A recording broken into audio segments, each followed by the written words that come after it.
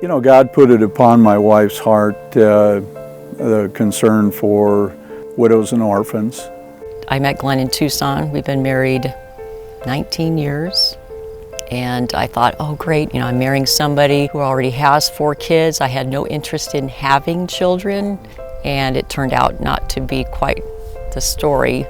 When I was 39, I had a dream about holding a little girl in my arms.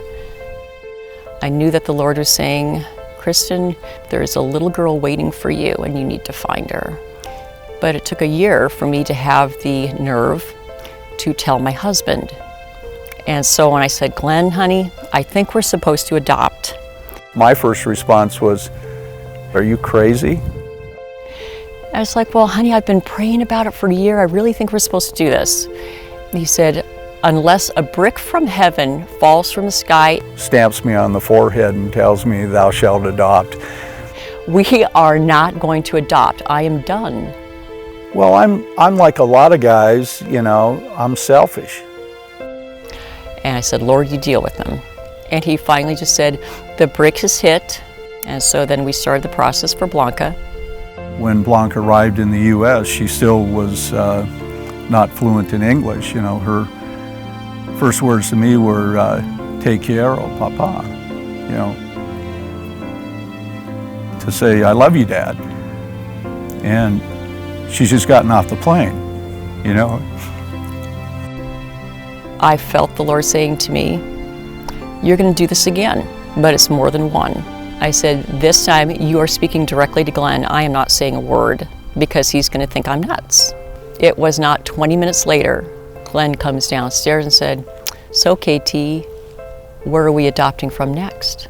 We were approached about adopting 2 boys, Ben and Asher, who were biological brothers. Their father has come back and said, would this family be willing to adopt my niece? And the adoption agency said, look, if you'll take all 3 kids, we'll lower the adoption fees. And the remaining amount was the same dollar amount that we got in a tax credit. So that brick came down from heaven and slapped me on the forehead again. And so we agreed also to adopt Grace. Well, and the last one, Mr. Samuel, his story is a little bit different. It took Samuel all of about 48 hours, you know, to take over the household. He acts and mingles with the other kids as if he's been with us since birth. And it's really miraculous. I mean, it's amazing. And with Samuel, it was more of compelled by love and grace. I just look at my kids and I love them so much. I think it draws you closer to God. I understand more the concept of God the Father. You rediscover how much God loves you every day just in the process of loving these kids. So then you think, well, maybe adoption is a way to do something for God.